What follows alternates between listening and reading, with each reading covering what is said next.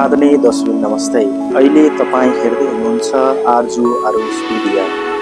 आज पनि तपाईहरुलाई हामीले एउटा छुट्टै भिडियो लिएर उपस्थित भएका छौं।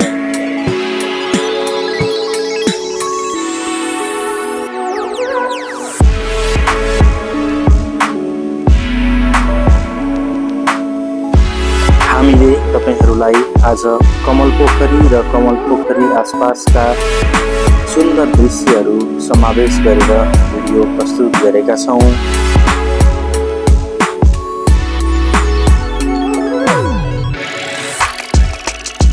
त्यसैगरी आज हामीले ललितपुरमा अवस्थित सन्तानेश्वर महादेवको काखमा रहेको नागदहको सुन्दर दृश्यहरू पनि हामीले समावेश गरेका छौं।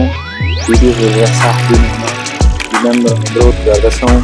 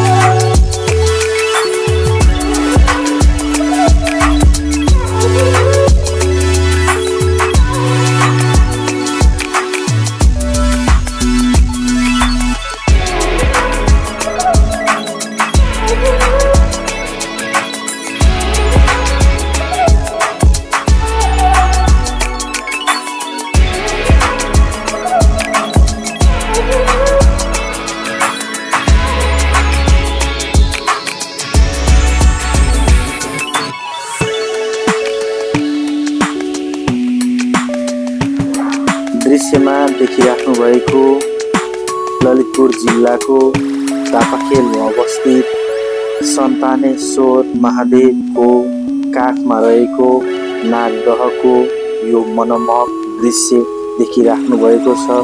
नागदहको छुट्टै इतिहास र यसको विशेषता रहेको छ।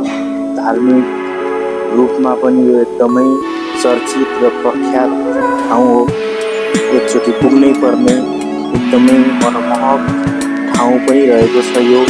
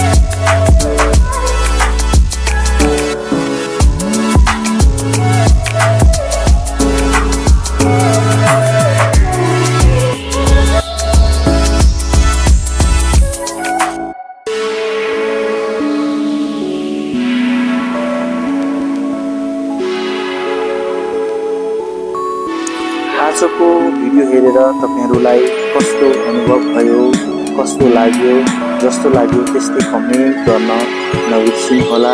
तपाईहरुको लाइक, कमेन्ट, शेयर र सब्स्क्राइबरले हामीलाई अझ धेरै भिडियोहरू बनाउने हौसला मिल्नेछ।